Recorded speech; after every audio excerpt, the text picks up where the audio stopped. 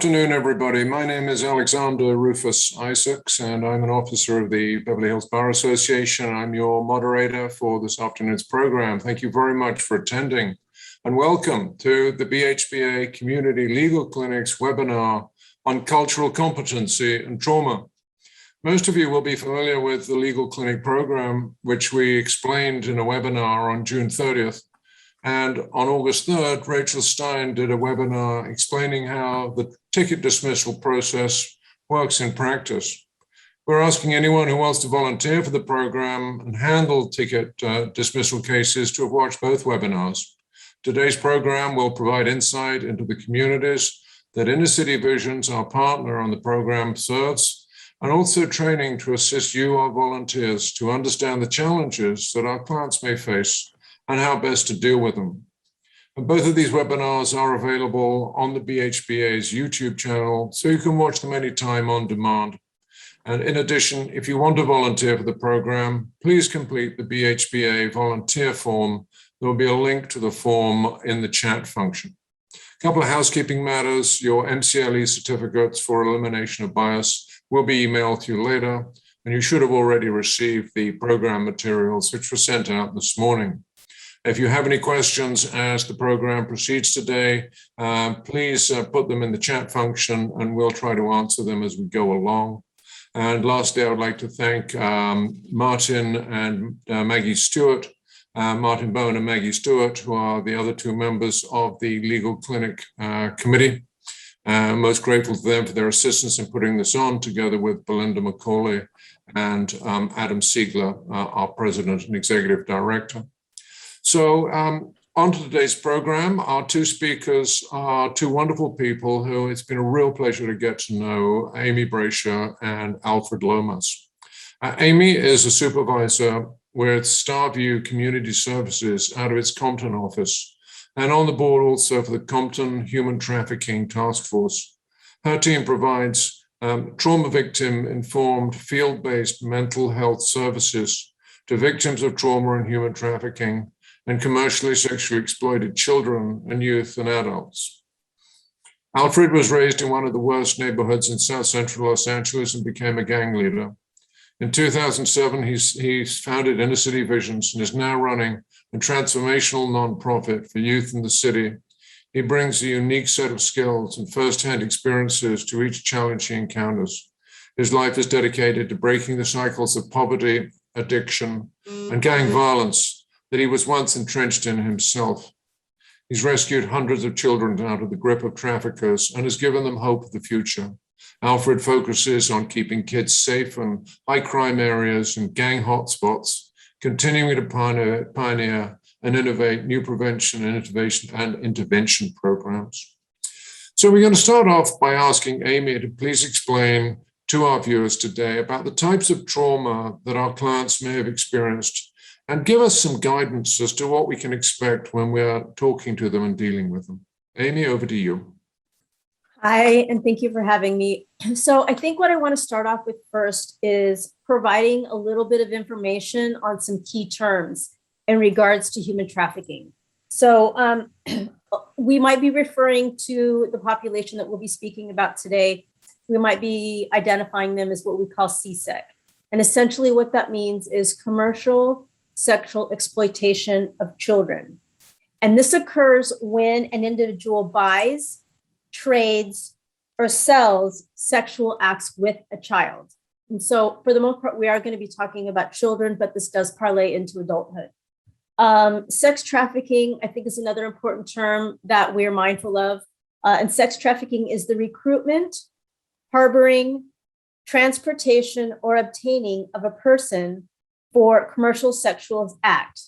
This also includes situations in which commercial sex act is induced by force, fraud, or coercion, or in which the person induced to perform such an act has not turned 18 years of age.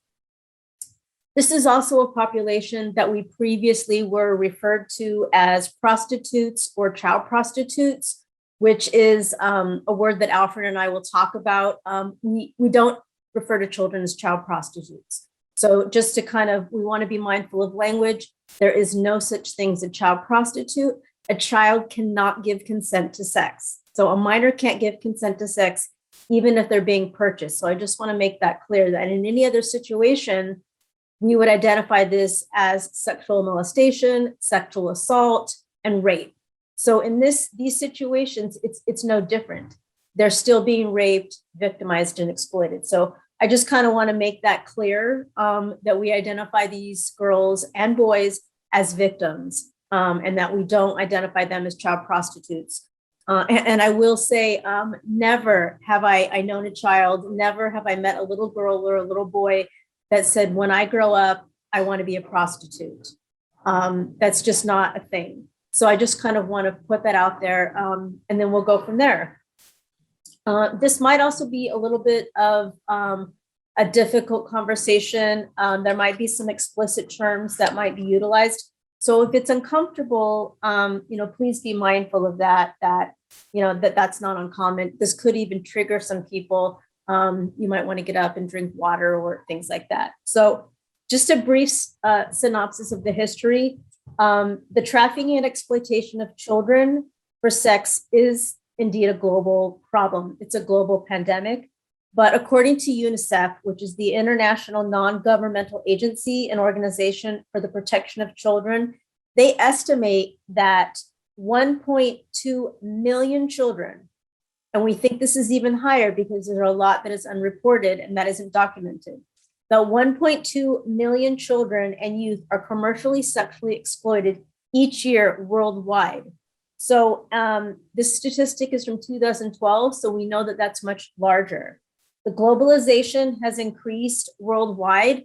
And I think what people typically think that this is something that happens in the Philippines or in Russia or in Thailand or in Japan or places like that, but that is not the case. It's happening in the United States and it's happening in California. And so for those of you who are working in California, within the United States, California has emerged as a magnet for commercial sexual exploitation. And according to the FBI, they've determined that the 3 of the nation's 13 high-intensity child prostitution areas of California are San Francisco, Los Angeles, and San Diego, which are metropolitan areas. So I think it's really important that we are mindful that this is not something that's happening, outside of the United States or in rural areas, that this is happening in California. And in California, Los Angeles is one of the hottest areas for child trafficking. One of the areas you might be familiar with is Long Beach Boulevard, which stretches from Long Beach through Compton to Los Angeles. And that's one of the hottest areas for child trafficking. So I just want to share that statistic with you. A little bit about trauma. So with the young girls and young boys, and yes, this does happen to young boys that we work with, the majority of the girls and boys that we see, so the majority of the children that we work with, for Alfred and I would say the numbers are mostly children who've been in the foster care system. So it's not always those children who are at risk, but we work with a lot of lower socioeconomic children, which puts them more at risk. And my experience has been that I would say 98, probably 100, but I'll say 98% of those have been victims of some kind of childhood sexual abuse. So that would consist of childhood sexual abuse, molestation, sexual assault, neglect, exposure or witnessing to domestic violence, being in multiple foster care home placements, which is highly traumatic. So a child is in a home, it's not uncommon. Mom's boyfriend molests the child. It somehow gets reported to DCFS. They end up in the foster care system. And then sadly, they're going from home to home to home to home. Every time they go to a new home, that makes their risk for being trafficked even higher, because any kind of foster home placements puts these children at risk for being more vulnerable. So that's another red flag that we have to be mindful of. Sorry, there's a plane going by.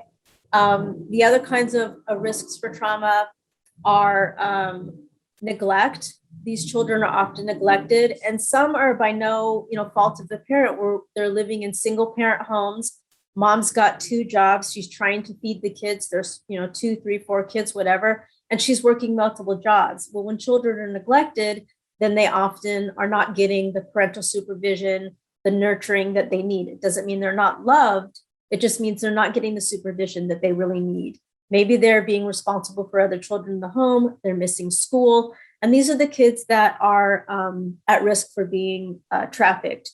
When a child runs away from home, within 48 hours of leaving that home, so whether it's their own home or their foster home, within 48 hours, the likelihood of them being picked up by a trafficker is almost 95%. Traffickers, exploiters, pimps, whatever you want to call them, they are very, very sophisticated, and they are very good at looking for vulnerable children who will likely be victims of commercial sexual exploitation. So the girl that's standing at the bus stop, the girl that's at the mall, the girl that's at the bus after school, the girl that's walking home from school or the mall or the children's club or any of those types of things, they're very sophisticated. They're very savvy at grooming girls and boys, at breaking down that process of getting to know them and engaging with them and then getting them into the life.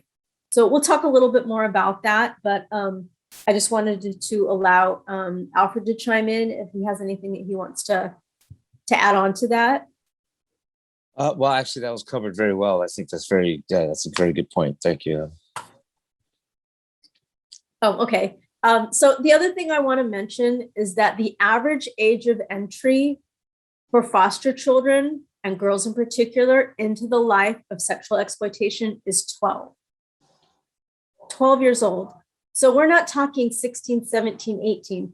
Do we have older women and adults that are in the world of solicitation? Yes, but they didn't start out at 18. The fact of the matter is 98% of them are being groomed at 11, 12, 13 years old. We have girls as young as 9 years old that are being groomed. These are girls who, when we work with them, when we interview them, when we get to know them, the one thing that they want more than anything else is love. They're starving for affection and love. And when an older man comes into their life and says that you're beautiful, I'll take care of you, I'll be your daddy, they take them on dates, they buy them nice things, they buy them food, they get their nails done, and they're catering to them and they're showing them love and affection that they've never seen before because they've been in multiple foster homes. They've been abused by the system, and every adult in their life has either invalidated them, dismissed them, abused them, or exploited them, including the foster care system. It happens a lot. This person comes along and is going to promise them all these things and show them this love. They're like, yeah, sign me up. I want to be your girlfriend. I want to be your girl. I want to feel loved. And then when they ask them to do things that are sexual, well, guess what? They've already been doing that for mommy's boyfriend. They already did it for grandpa. They already did it for the neighbor down the street. They already did it for the coach. They already did it for brother. And so it's not so foreign to them. Not that it's comfortable, it's familiar. And so they already know how to do these things. And they're being told their whole lives that they're not worth anything else anyways. They're a loser, they're a slut, they're a hoe, you're unworthy, you're unlovable. If you tell anyone, I'll kill you. So that's the other part of the grooming process is when they find out this is what they're going to have to do, if they try to resist or they want to get out, more often than not, this pimp or this exploiter or this trafficker is telling them, if you leave, I will kill you. Or if you leave, I will kill your mother. Or if you leave, that's fine. You can go, baby girl. But guess what? I'm going to go get your sister. And I'm going to groom your sister. And she's going to do all the things that you're doing for me. And so out of fear and desperation, they will a lot of times end up staying. There's a trauma bond that develops. And I think I would kind of liken this to, I think we're all pretty familiar with where we were 30 years ago when we were coming up on learning about domestic violence, right? And what the domestic violence relationship looks like. And I would say 30 years ago, we were doing a lot of blaming of the victim. Unfortunately, we're not doing that anymore. At least I hope we're not, because we're looking at trauma bond. We're looking at years of domestic violence. We're looking at cycles of abuse. And even those women most likely were victims of trauma themselves.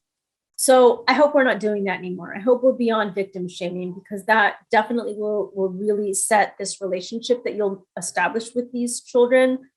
It will just really and inhibit your relationship. So where we are now and looking at these as victims of a violent crime, they're victims. They may not identify as that.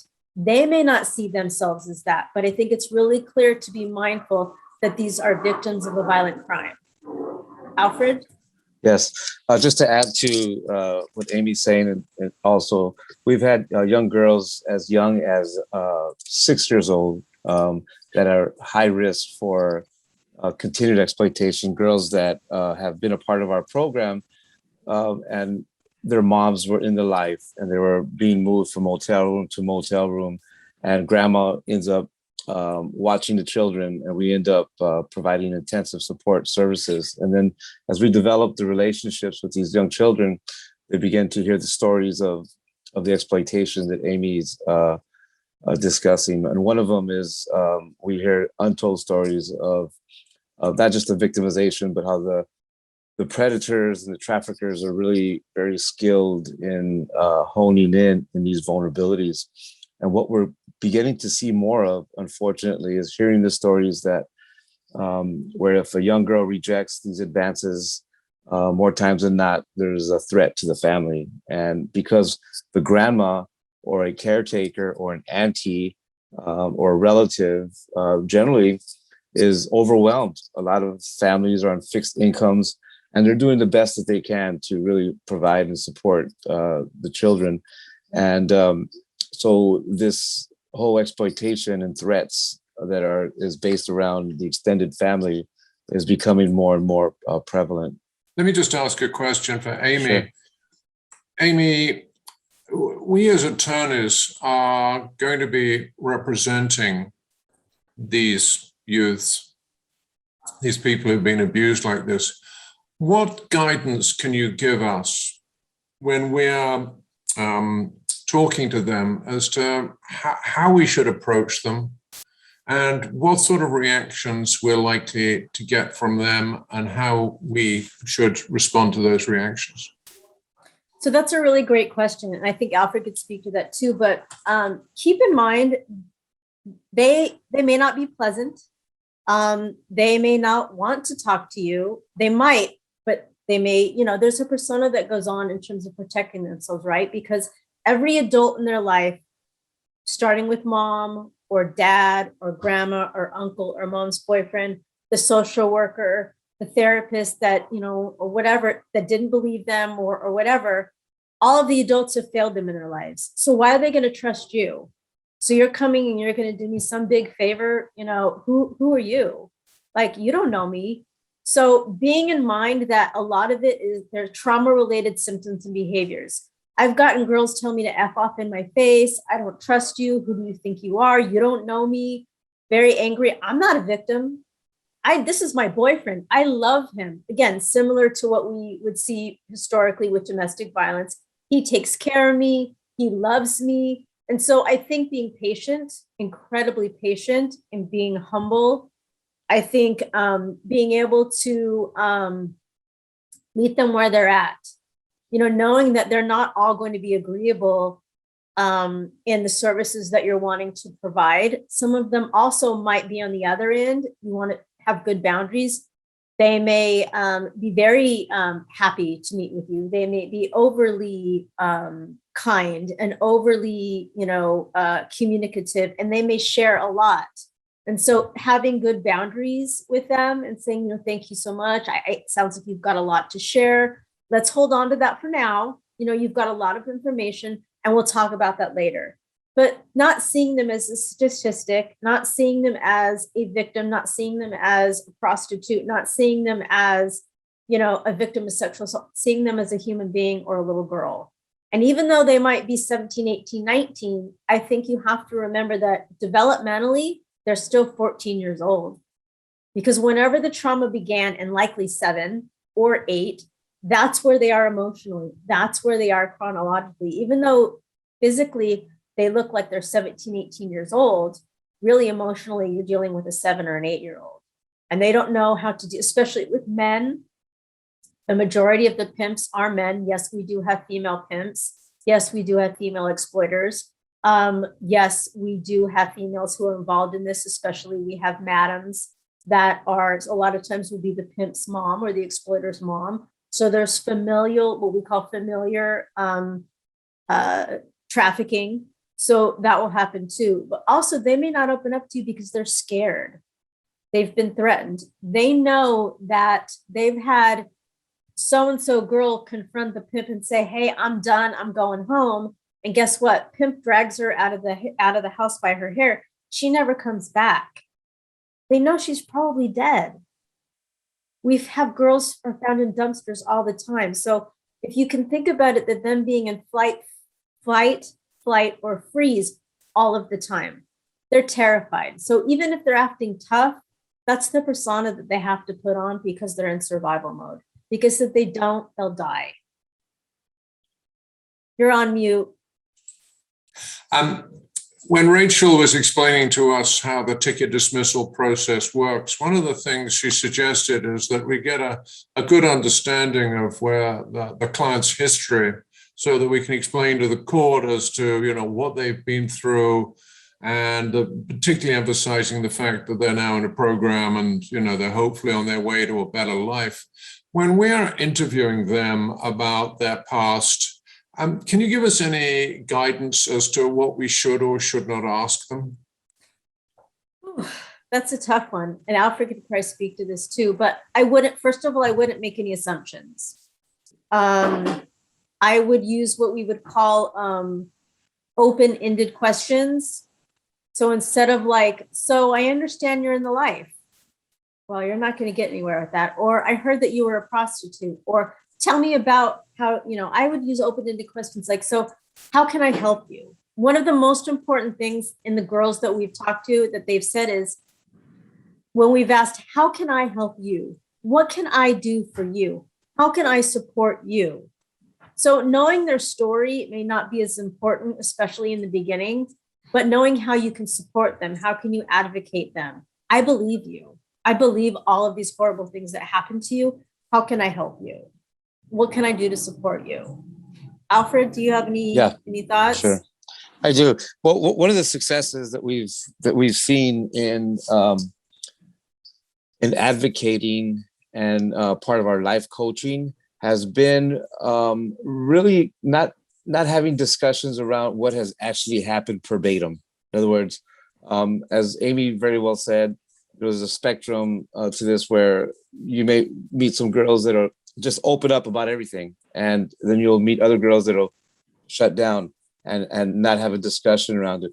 But what we've been able to accomplish, I think, and this may be a great common language for everyone, is that if a girl is enrolled in our program, they're part of a safety plan. They're engaged with a clinician, and they also they're paired up with an advocate.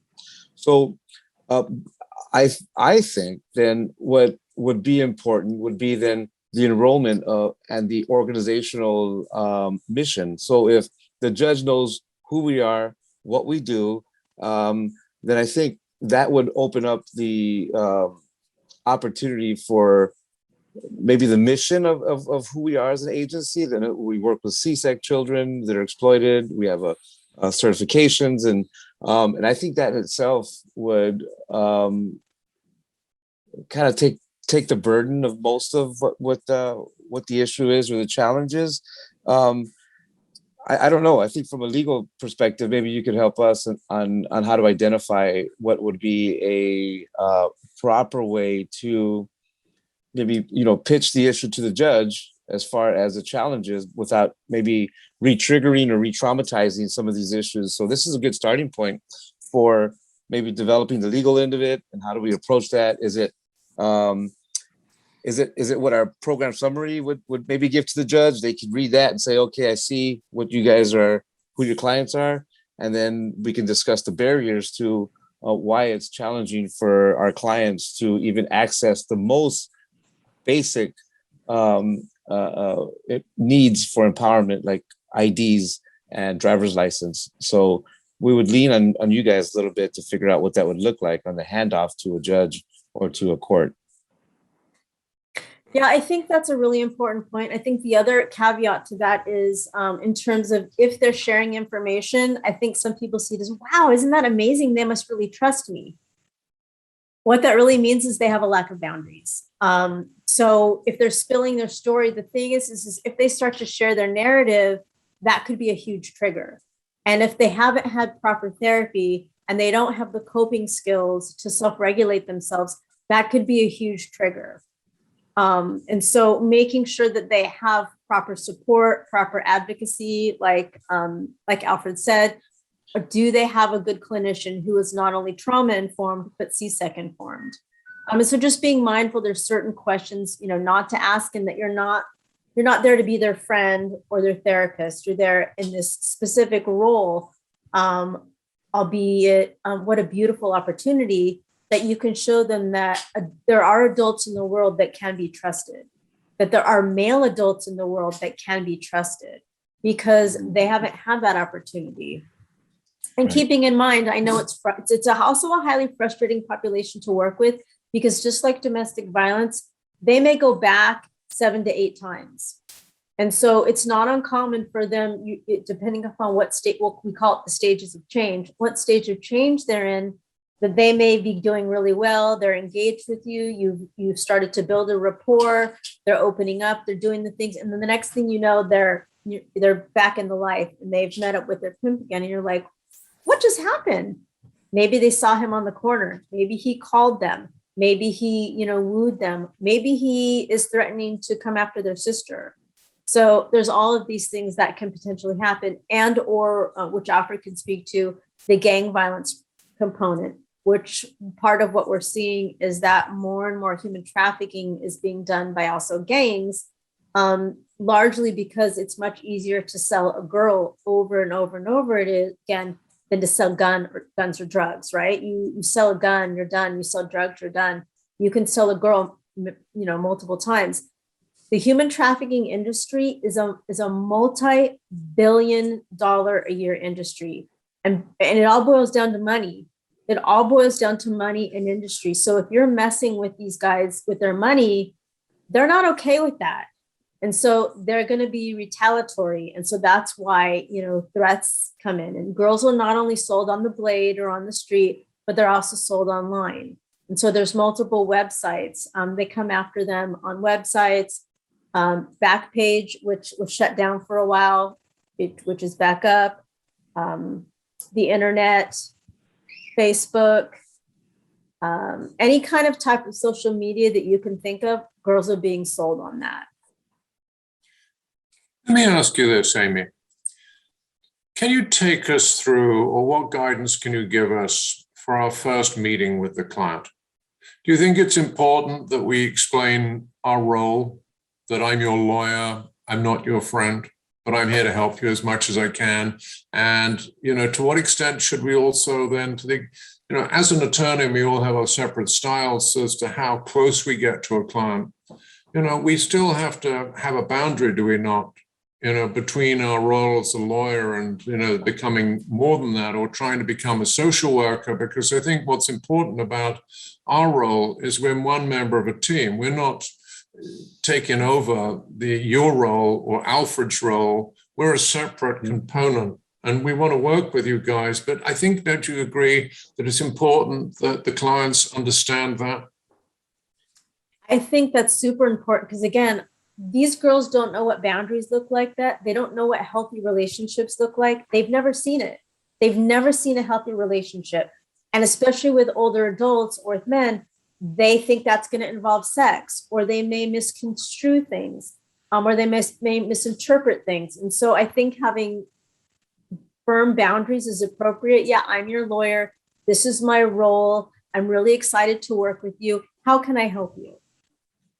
Yes, I'll add to that. Having one of the centerpieces of our work being the clinicians, Aimee's team of clinicians, and then our community-based efforts has really been a seamless approach. Really, it's been able to work together as a multidisciplinary team. We see the legal aspect of it as well as part of this multidisciplinary team. And each case or each client that we have and Aimee's team of clinicians work very closely with our case managers and life coaches. And what we do is not only do we develop a safety plan, but we really look at each individual client and we meet them where they're at, meaning that every client's going to be different. But we also have a conversation about the uniqueness of each client and how to really approach that in a way that is proactive and also a way that is, again, seamless so that we're all on the same page. And I think incorporating this style of multidisciplinary team working alongside the advocate, because each and every one of our clients in this case will be paired up with a life coach and an advocate that's certified and trained on our end of it. So the advocate will take the client to each meeting, to each appointment, and that will really assist in, again, I keep saying seamless, this seamless approach to being able to work across disciplines or and really help the client. So, incorporating the legal end of it, it's with each lawyer, I think is going to be really important as well. Yeah, I think that's really helpful too, especially since you could get girls that could get triggered. You could get girls that will demonstrate some trauma-related symptoms and behaviors. And, the post-traumatic stress disorder, the symptoms that they are experiencing are horrendous. The stories that they have are some of the most horrendous trauma narratives that I've ever heard. And so I think being mindful of not getting caught up in the enormity and the enormity and the intensity of their stories, because it's super intense. And the stories that they will tell are unbelievable, but they've all been verified. And I've heard stories of girls being exploited by police officers. I've heard stories of being exploited by attorneys. I've heard stories of girls being exploited by doctors, lawyers, religious leaders.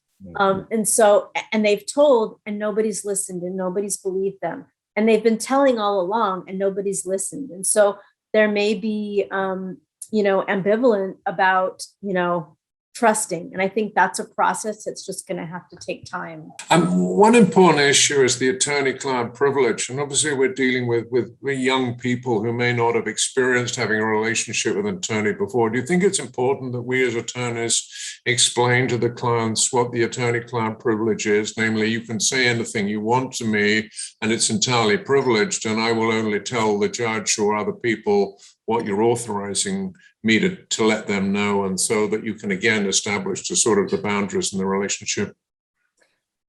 100%. I mean, that's part of, right? Like as therapists, we have confidentiality. And so there's a privilege there. And that's the first thing that I share with these girls is, the confidentiality and the limits thereof, that I can't share anything that you disclose with me with these, there's always the exceptions of child abuse, disclosing that a child is in danger. If you disclose that you're suicidal or homicidal. And I know attorney-client privilege is probably a little bit different, but I think they need to know that for the first time, they have rights, because I think they've been told for years and years and years, whether it was from mom's boyfriend or mom not believing them, whomever, that you don't have rights. Like what you have to say doesn't matter. And guess what? Nobody's going to believe you. So you can go ahead and tell, but nobody's going to believe you anyways, because you're just a cheap hoe and nobody's going to listen to you. I mean, they've been told that very matter-of-factly, by people who are trusted individuals. So I think that's a really great way to maybe empower them so that they know that their voice matters and that you're here to help them find their voice. The other thing we want to do, and what I'm encouraging all our volunteers to do, is to have an written attorney-client agreement with the clients, to protect the lawyers apart from anything else, but also to make it clear to the clients, in writing what the extent of the relationship is. If we get any resistance to clients signing things like that, is there anything you can suggest? Should we maybe get a social worker involved or one of you guys to explain the process? And we're not trying to take advantage of anybody, but it's an important part of creating the attorney-client relationship. I'll defer to you, Alfred. Yes. Well, we want to be a part of instead of deferring to a social worker, we are really the advocates and the case management end of it. So we want to be a part of the process, and it helps a lot of the clients navigate some of these challenges. One, they have the relationship with our staff, an existing relationship of trust. Two, they by us being able to advocate or paired up with an advocate, it also provides them an opportunity to make decisions alongside a trusted partner, in this case, the advocate. So I think we would also have conversations with our clients around what the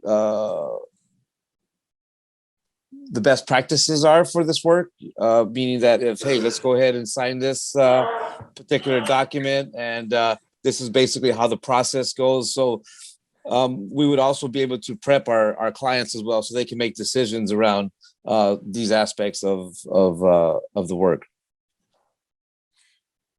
And Alfred, I think it would be a good idea is that, when you're preparing the clients and Yes. letting them know they're going to be meeting an attorney, that the attorney is going to want them to sign Yes. sign an agreement so that they're not surprised with that. But that's the sort of details we can get into later. Yes. Yes. I was wondering if now would be an appropriate time for us to take 5 or 10 minutes and just tell us more about Inner City Visions. And I know that you've had some fantastic recognition in the last couple of months. Maybe you could tell us about that. Absolutely. Well, I'll start out by saying that, there's a fantastic team that we have in Inner City Visions. Our program manager is on maternity leave, and she's just, Aimee knows our program manager for the CSEC. She's a phenomenal woman, and she's amazing. She's amazing. And I give no justice to her role, but I tell you, she's really the glue that keeps it all together. And that being said, she's returning back September 7th, and we're excited for her return because she's a big part of this relationship building with our clients, which we attribute to the successes that we've had. And we define successes in our program around retention rates. There's different measurements that people use. For us, we know that retention rates around our clients is very, very important. And we have well over 90% retention rate for our clients. And I think that speaks to the entire team, from the clinical aspect all the way down. Again, that word seamless, that seamless approach that impacts that individual, that child. So 90% success rate on retention, as well as our youth employment. We have our location has an on-site alternative school that's ran by a retired principal, Dr. Ed Robo. He has created an alternative school with certified teachers and tutors. So we have intensive support systems for our clients and education as well as employment. We are also a work source site by the state, so we're allowed to have our clients work at our offices with a work permit. The reason why we're able to do that is we know that some of the children that have experienced trauma, as Aimee very well talked about today, sometimes it's 2 steps forward and 1 step backwards, but we're able to create a safety net for them where they can make some mistakes at our offices and work their way through some of these challenges. And then we launch them out into the workforce when they're totally prepared. For some girls, it may be 6 months. For some girls, it may be 3 years of learning what it's like to come on time and really develop that professional aspect of it. But we're so excited that we have the opportunity and really that village is created around these young girls that allows them to make these mistakes and to move forward without condemnation, without being critical.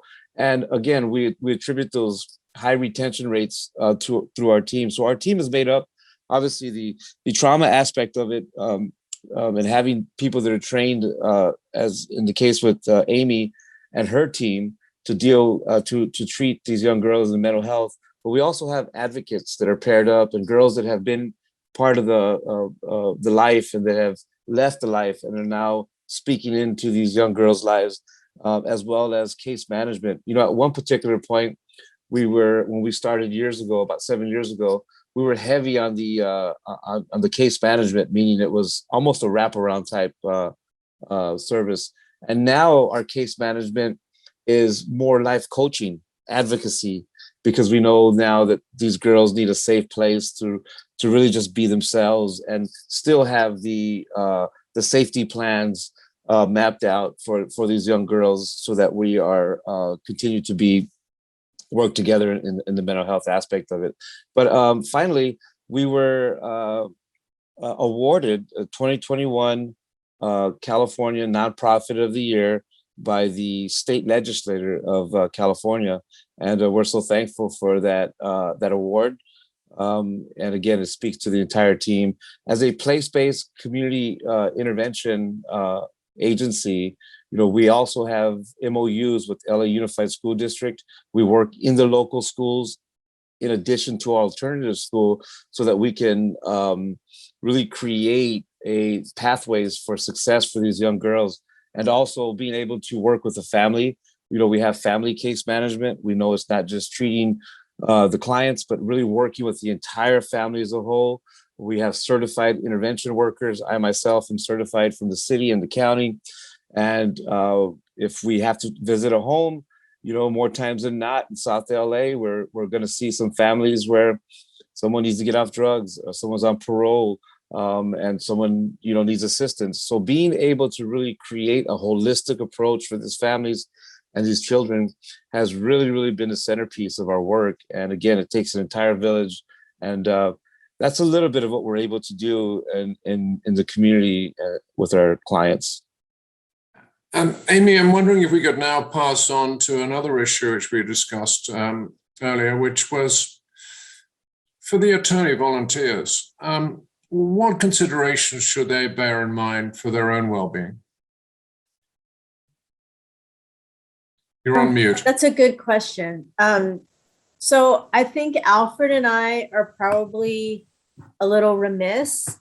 Alfred has something that most of us don't possess, which is street cred. So I think he can go to places where most of us can't go. I would be mindful. I mean, I would be mindful. If I was with a girl and she was on, or if I drove by and I see a girl on the blade and I know that she's working, I would not pull over and try and help her. And the reason being, and I've driven by many, you're putting her in danger. It's highly likely that her pimp is watching her somewhere, somehow, some way. So if he's not watching her, his people are watching her, or what they call the bottom bitch, who is usually the girl on the highest hierarchy of the girls in the fam. They call it the fam. She's watching her.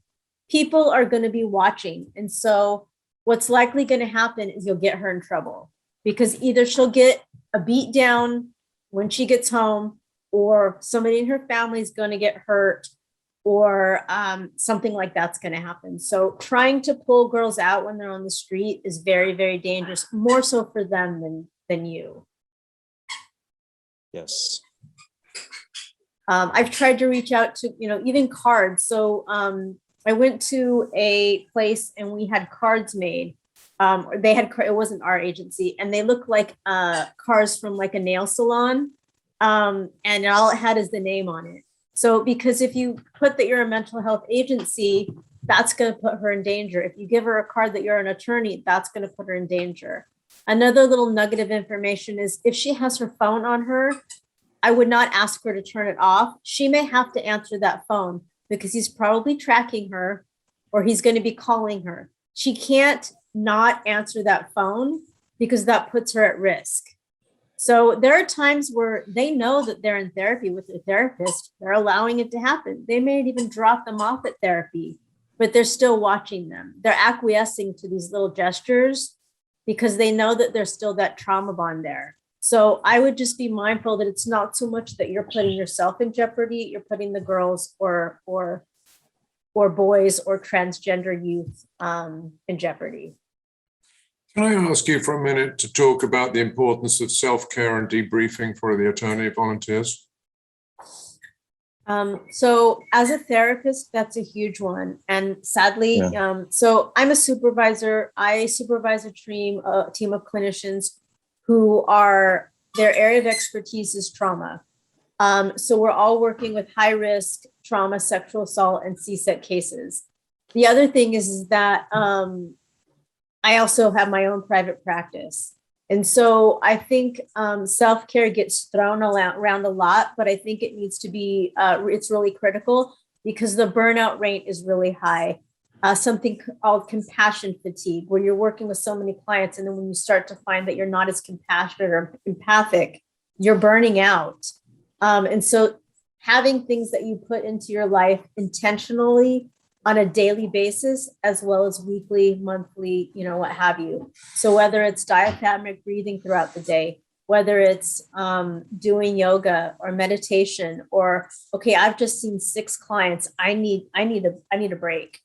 I think it's really, really important, because after a while, if you keep emptying out your cup, then you've got nothing left for yourself. And then not only do you have nothing left for yourself, you have nothing left for your family and nothing left for the clients.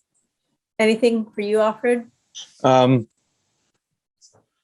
Well, I think you mentioned it earlier about the enormous, there was a big word used around how this can really drag people. I mean, if we're not careful in terms of how to identify certain challenges. And I think the key word to all this is first boundaries, being able to manage those boundaries, having healthy boundaries, respectful boundaries, and then being able to really learn how to take that self-care, take that time to really do the diligence that's necessary so that we can lead healthy, productive lives.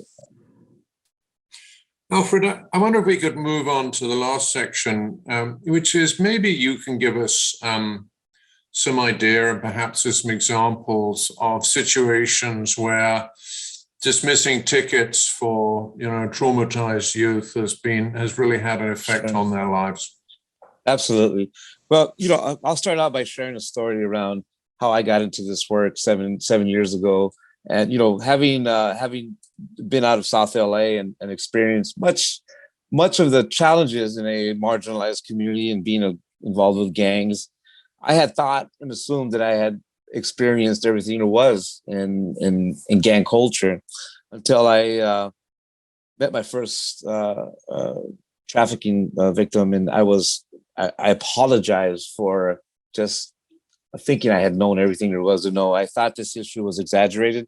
This is my personal story. I initially thought some of it was exaggerated, but as I can tell you today, that the challenges that these young girls experience at the most basic level of life is around safety and safety as a whole, the perceptions of safety, the betrayals that they've experienced. That all ties into being able to navigate, LA as a whole, and without having the ability to drive is really a life and death situation for a lot of these girls. It really is.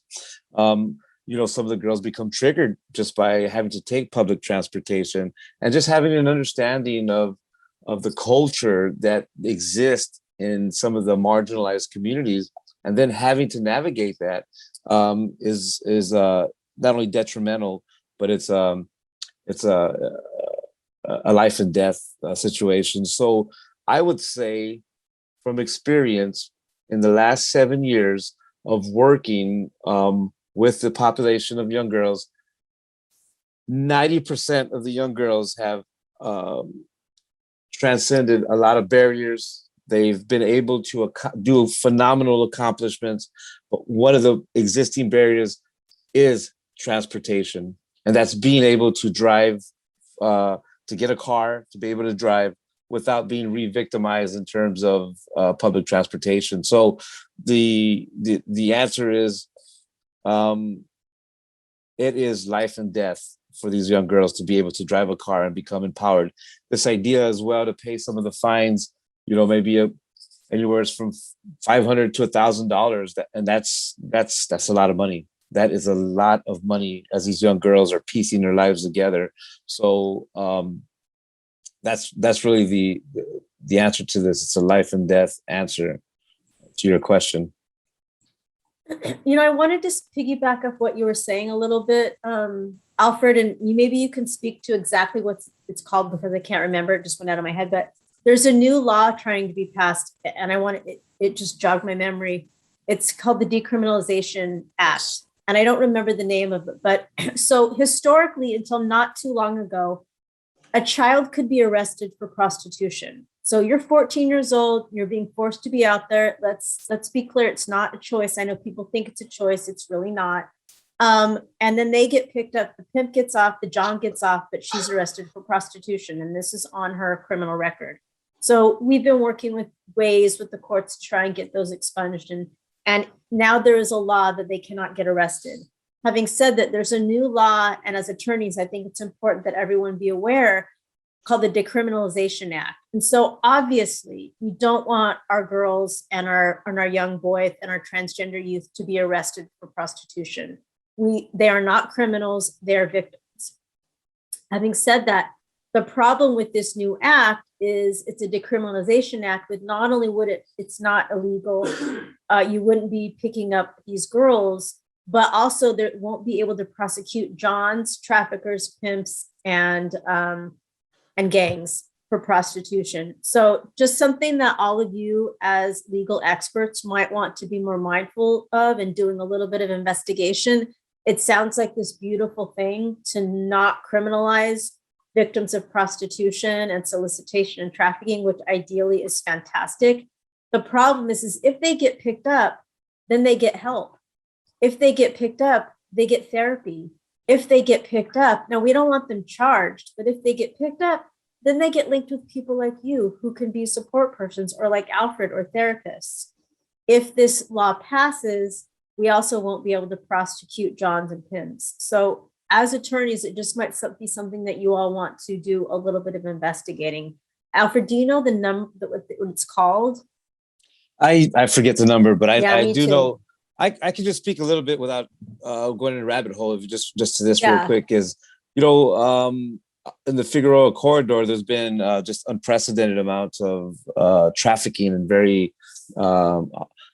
getting reports from residents and people that aren't reporting this to law enforcement because residents are in fear as crime is up. And there's just this untold reports of just open sex acts that are occurring. And, it's a huge concern related to what Aimee had just described. So it's something for everyone to look into. And it's creating a lot of unintended consequences for everyone.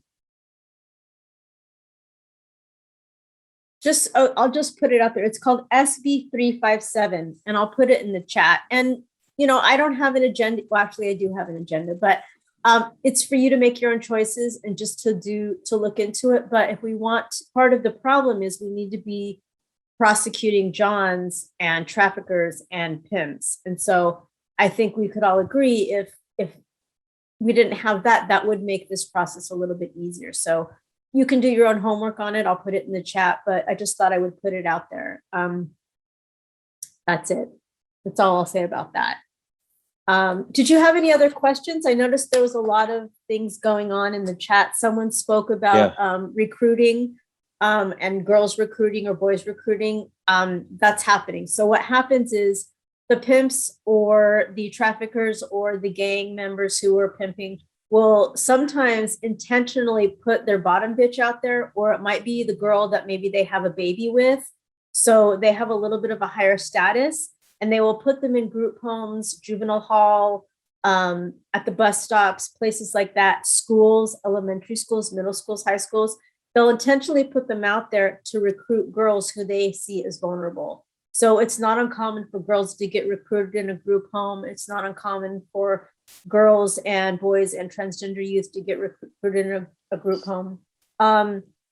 So, and just being mindful that transgender youth also are the most at risk for being violently assaulted, both physically and sexually. So there's a lot of hate crimes going on against transgender youth. And so that's another thing that's occurring. And this is just a huge epidemic. Interestingly enough, Alfred and I had a dialogue about, because of the pandemic, you would have thought that there would be a decrease in human trafficking, and sadly, no, it actually exploded. So not just on the Blade and off Figueroa and off Long Beach Boulevard and in Hollywood, but it's just out of control. It's worse than it's ever been. Yes, absolutely. And to your point, Aimee, just as an information for everyone, there's a lot of work to be done in this field of anti-trafficking. We're talking about social workers, placement homes, and at the end of the day, there's a lot of work that needs and conversations and how everyone should work together and really have this seamless approach to helping our children. Unfortunately, everyone's working out of silos, and there's placement homes with juvenile hall systems involved youth that continue to be victimized in a lot of these locations, and we really need to put our heads together and have these conversations to keep these kids safe. Aimee, any parting words? We're almost out of time. I think those were my parting words. I think, one of my things I would be most mindful of is the words that you use. And so making sure that you are understanding that these are children. And then even if you're dealing with an 18, 19-year-old, they were children when they were victimized. But this is a long-standing trauma. The other piece really quickly is that, it goes with the boundaries, is you're going to see a lot of these victims who have been victimized time after time after time. And you're wondering, well, why do they keep getting raped? Why do they have so many offenders? Why, do they put themselves in these situations? And I use that word really loosely. It's that because they don't have the same lens that we do. When you've been exposed to trauma and violence, it literally changes the wiring in the brain. And you're always in fight, flight, or freeze. You don't see danger signs like we see it. So I always use this with the clients that I work with in private practice, is that you're coming to a train crossing and you see the danger. You see the thing coming down, you hear the train roaring, you hear it make its noises, you see the flashing red lights, and you know to stop. When you have victims of trauma, they don't see it so brightly. The red lights aren't so bright. The train isn't so loud. The card coming down isn't so strong. They don't see it like we see it. So we would stop. They don't see that. So when you come upon a path and it's, do I take the shortcut and it's dark, or do I take the long route and it's lit? They take the shortcut because they don't have those same, signs that this is dangerous that we do. It's literally changed the wiring in the brain. So I think just being mindful that being kind and compassionate and empathic, and joining with them, I think that's the most important thing. Getting to know them and being patient goes a long way. Right. I do have closing words. I would like to start out by saying, I would like to thank Aimee as well, and Alexander. And I'll tell you why I say Aimee, because it really, she talked about street creds, me coming out of South LA and the lifestyle that I was delivered from. But at the end of the day, the work would not get done if it wasn't for this village and for people like Aimee that have that insight, that passion, that drive to be able to really create that impact as we move forward. And also for Alexander as well, for undertaking this as well, the legal end of it, to undertake, yes, absolutely, to undertake something that's not pleasant. This isn't just a Christmas giveaway where we can, hey, let's give a bike out and we're done. No, this takes rolling up our sleeves, and sometimes it gets a little messy. So I'm thankful for those that don't need to get messy, but do get messy, because we need you. We need more Aimees. We need more Alexanders. So if you're out there, join us as we continue this effort to keep kids safe. Thank you both very much indeed. It's inspiring, and I don't know what else to say, except I hope that those of you who are attending today will join the village and will help this process and get to know people like Aimee and Alfred and to give back. And I want to thank both of you very much for making time to be on the call today, for being so erudite about these issues. I found it incredibly illuminating.